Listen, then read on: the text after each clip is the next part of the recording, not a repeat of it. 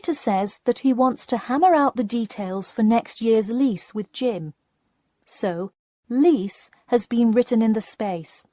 Now we shall begin. You should answer the questions as you listen, because you will not hear the recording a second time. Listen carefully and answer questions 1 to 4.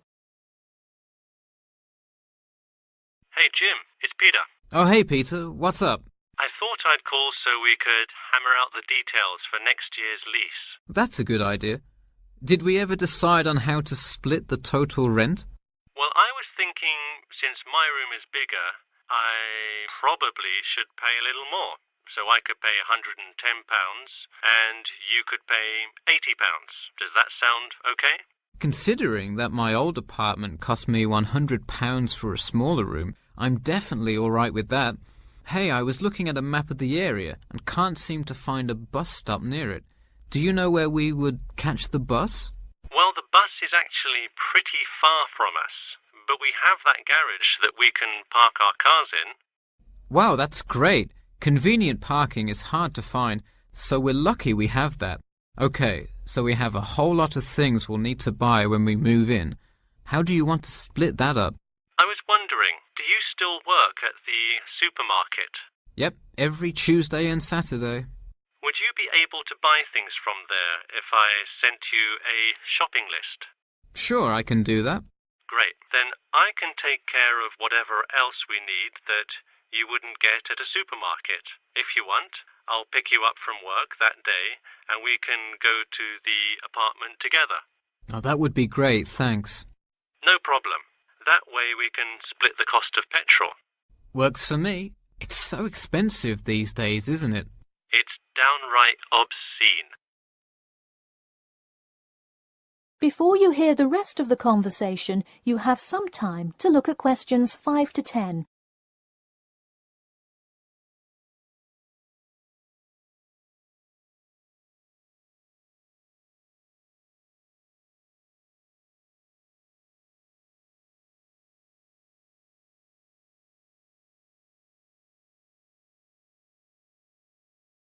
Now listen and answer questions 5 to 10. So let's figure out what appliances we need. Do we have a microwave? Yes, the landlord's providing that for us. Hey, do you still have that space heater, though? We need one for the kitchen since it's not connected to the central heating. All right, I'll bring that. Anything else? Well, I have some dining room and living room furniture I can bring, so that should take care of most of the big stuff. You know what we do need, though? Could you bring a toaster? I actually don't have one. It doesn't come with the microwave. No, the landlord is only supplying the microwave. It would really help if you could bring one. Okay, I'll pick one up at the store. You know, I also have this cool antique rotary phone that would be a cool addition to the apartment, sort of as decoration and utility. Oh, cool. The only thing is, we'd have to put it in the kitchen unless you want it in your room. Why not put it in the living room? The living room's too loud to have a phone conversation. The noise sort of carries, so if one person is trying to watch TV or have friends over, the person on the phone won't be able to hear. Okay, well I guess kitchen it is then. Any other big things we need? That seems like everything. That's all I can think of. And of course, move-in is June the 1st. I can't wait. We'll be able to watch the big game in our new apartment. It's going to be awesome. Yeah, we can move in the morning and then Friday night we can sit back and cheer on Liverpool.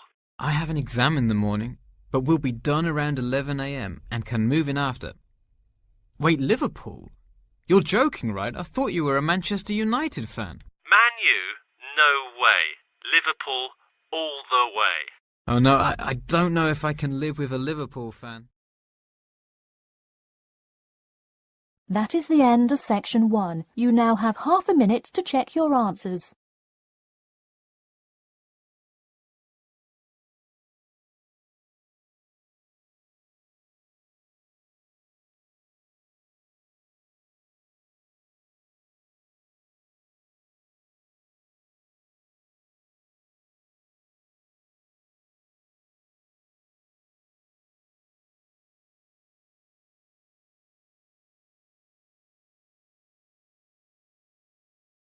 Section 2. Now turn to Section 2. You'll hear an HR representative of Earn and Learn giving some information about her company. First, you have some time to look at questions 11 to 16.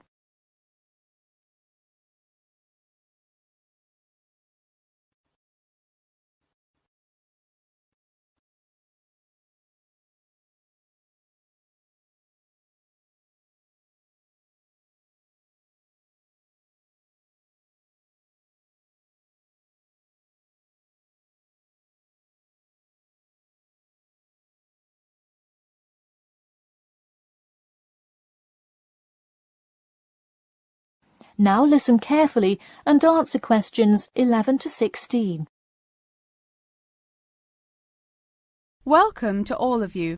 Can everybody see and hear me? Good. I'm Sarah Connor, an HR representative of Earn and Learn. I have been asked today to talk to you about our company. So, for those of you who don't know very much about the company, let me start by giving you some basic information about it. Earn and Learn started nearly 20 years ago. It is not a charity but a for-profit company that enables promising entrepreneurs to make money while traveling. During the past 10 years, it has grown rapidly and has gained great influence in most countries of the world. We have a partnership with the school and take a large number of recent graduates from the business school. So if you are a recent graduate, I'd say you can consider applying to our company. Before your application, you might be curious about what sort of places you could go to. There are 4 main locations, but you also have the freedom to submit a different location, and if they can make the necessary arrangements, you can go. The first country Earn and Learn established locations was the US, where you may choose from multiple locations, as long as you can commit to their more rigid schedule of August to December. Also, you could do the Australia internship. That one is really cool. You work at a wildlife shelter and learn about the business practices of non-profit organizations. You do have to be willing to commit 8 months for that one, though. Perhaps that's a long time to be so far away, but I would say it is really an amazing opportunity. I don't know whether some of you are in decent physical shape. If so, the South Africa internship is another exciting one.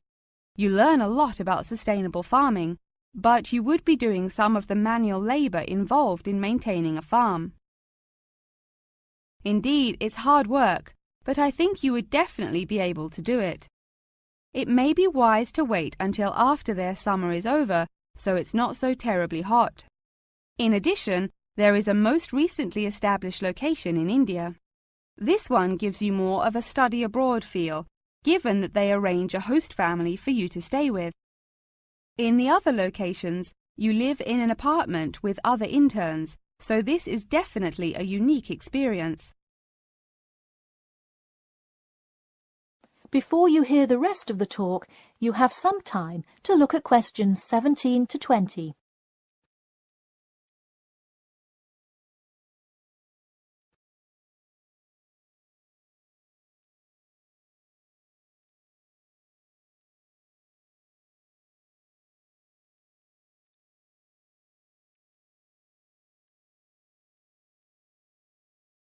Now listen and answer questions 17 to 20. Regardless of where you go, at the end of the program you get a global traveling certificate, as long as you can explain your experience. You can provide a written log of what you did. I recommend writing journal or blog entries about what you do every day, or a weekly summary of each day.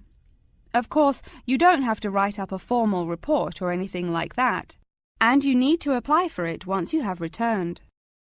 Some students may want to know whether this is a paid internship. Actually, you have to pay for the flight there yourself. But you have the opportunity to create your own small business, which could earn you money if it's successful. So basically, you pay for it all up front, but when you're there, you can find ways to make money.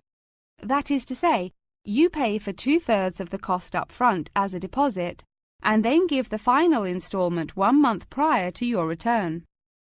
Finally, I have to remind you that you need a health check before you go to make sure you're not going to spread any communicable diseases. In addition, before you go, you don't have to attend any meetings or workshops. You'll meet everyone you'll be working with once you get there. Okay, well, that's all I've time for today. Thanks for listening, and I'm happy to take any questions if you have them. That is the end of section 2. You now have half a minute to check your answers.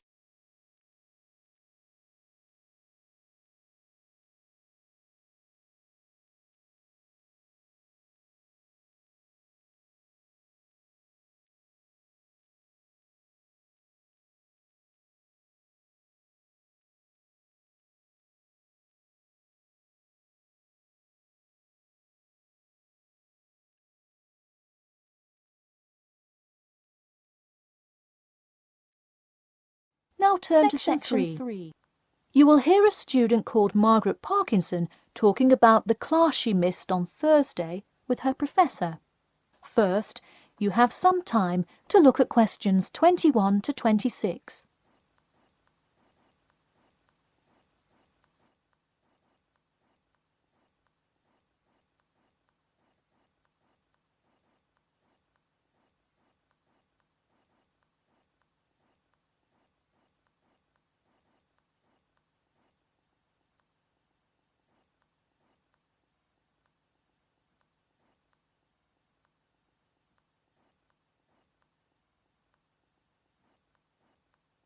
Now, listen carefully and answer questions 21 to 26.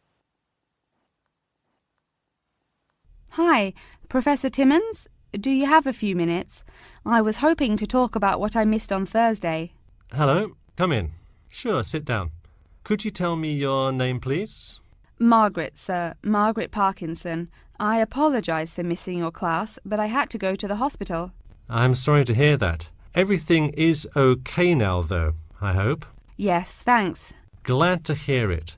So on Thursday, I outlined the research project that will account for 30% of your grade. All students will be divided into groups and will give a well-researched presentation to the class covering a specific topic relevant to student life. Oh, that sounds interesting. Can we choose just any topic that pertains to life as a student, like how to start your own student organisation?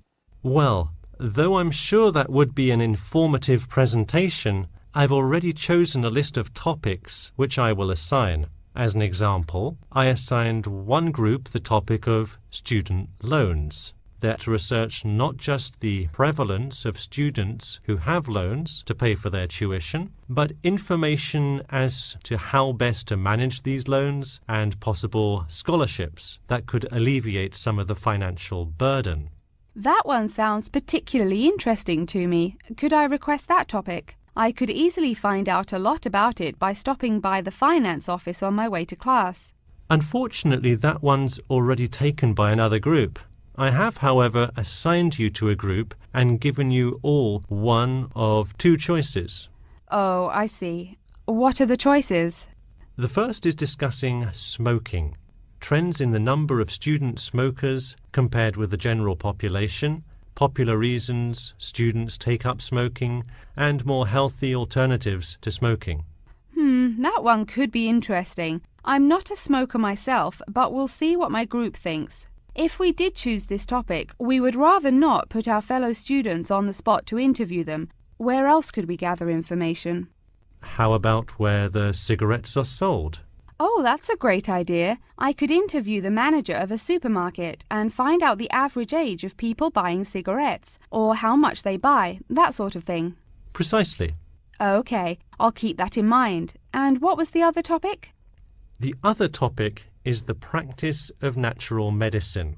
It sounds far more specific than the others, but it is more of an exercise of outlining a career path.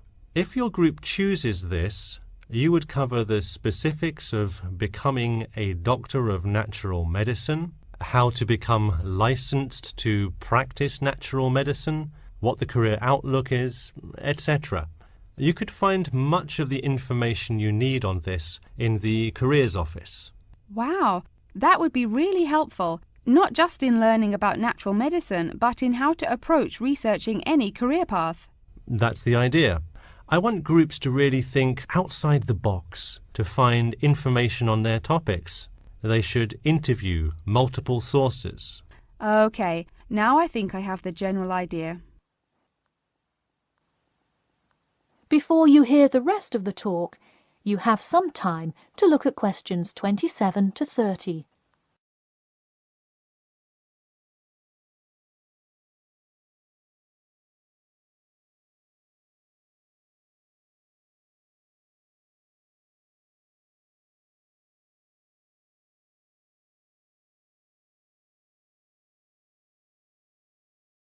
Now, listen carefully and answer questions 27 to 30. When is the presentation due? I expect each group to send me an email attachment of the plan ahead of time by October 10th, so that I can ensure that you are on the right track. Oh, that's actually really reassuring. I would hate to spend so much time on a presentation only to find we had taken it in the wrong direction. So when is the presentation? I let groups choose from the list of time slots I have between November 1st and November 5th. Okay, how about the 3rd? I'll have to check with my group, of course, but maybe we could write a tentative time? Sure, let me take a look. I'm actually booked completely through the 3rd and 4th now. How about sometime in the afternoon of the 5th? Great, how about 2 o'clock? No problem. I'll pencil your group in. Okay, thanks. And to clarify, what exactly is due in the first phase? Before the October deadline, I want your group to have compiled resources and then to provide some initial data analysis to support your claims. Okay, so data analysis is due the 10th of October, and then the Presentation? Yes. The final phase is simply giving the presentation on the 5th of November. All right, I think I have all the information I need. Thanks. You're welcome. See you in class tomorrow. That is the end of section 3. You now have half a minute to check your answers.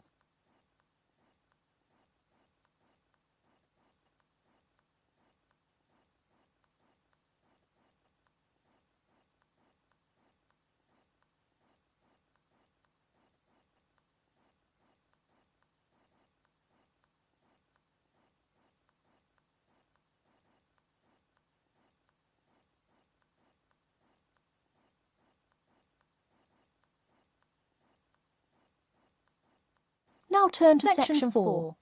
You will hear an introduction about an eco-friendly building called the Gherkin. First, you have some time to look at questions 31 to 40.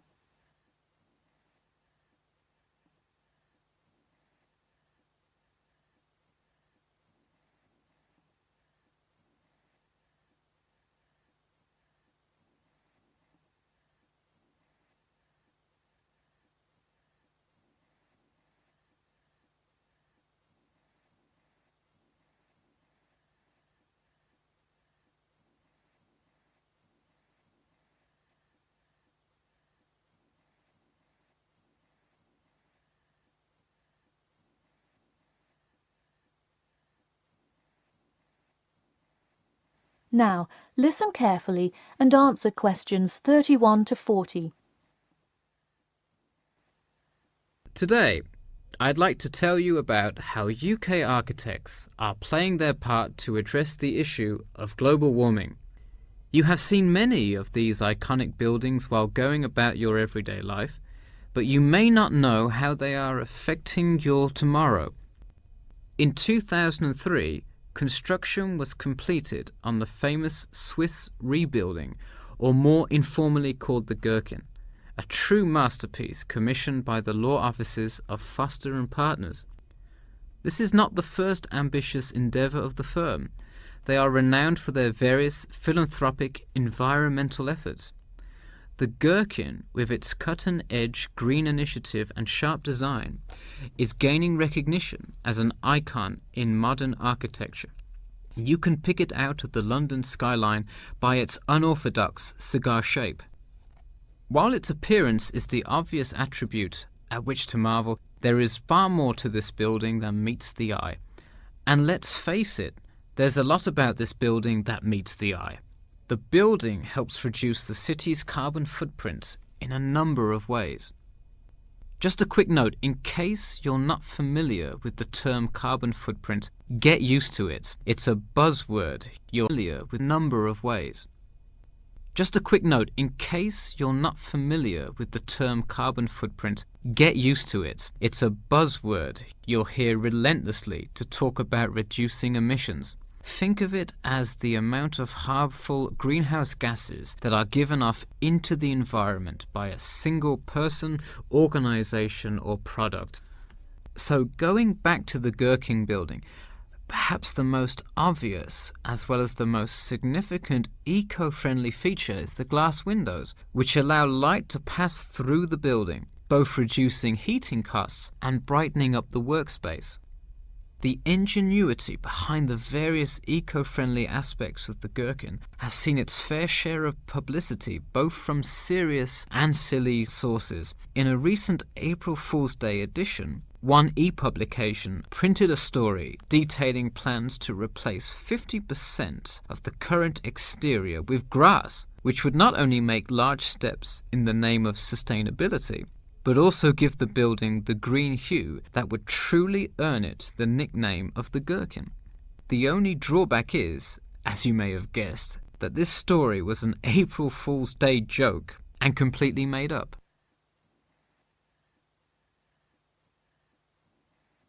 In all seriousness though, the building is setting a new standard of design that other architects and city planners just cannot ignore. The building's bold and cost-efficient design has won a number of architecture awards, including the Sterling Prize, the London Region Award, and the Empress Skyscraper Award, among others. The design comfortably accommodates a large number of offices, while keeping maintenance and operation costs down, striking a superb balance between nature and the workplace. Nature is well and good, as long as the weather is nice outside. Given London's notoriously bad weather, the architects knew they must devise a quality temperature regulation system, and that they did. A special system designed to reduce the building's reliance on air conditioning was devised that cuts consumption in half compared to standard office buildings. There are atria that link each floor vertically to one another, forming spiraling spaces up the entire building. They serve not just as social common spaces, but also act as the building's lungs, distributing clean air from the opening panels in the facade through the entire building. The building isn't all business though. It has its fair share of fun as well. At the very top, a club room offers a picturesque entertainment spot for company functions, private parties, etc., with a breathtaking panoramic view of the city. The creation of such an innovative structure has many wondering what the future of urban planning and architecture may be. Well, if the other projects currently commissioned by Foster & Partners are any indication, the entire city constructed with similarly eco-friendly buildings is not far in the distance. The Masdar City development aims to create a desert city that produces zero waste and removes as much carbon dioxide from the atmosphere as it puts in, a huge feat in protecting our Earth. The Gherkin is a truly impressive feat, yet it is not the only one worth noting. Now to move on to another green initiative, I'll tell you about the Eden Foundation building found in Cornwall. That is the end of section 4. You now have half a minute to check your answers.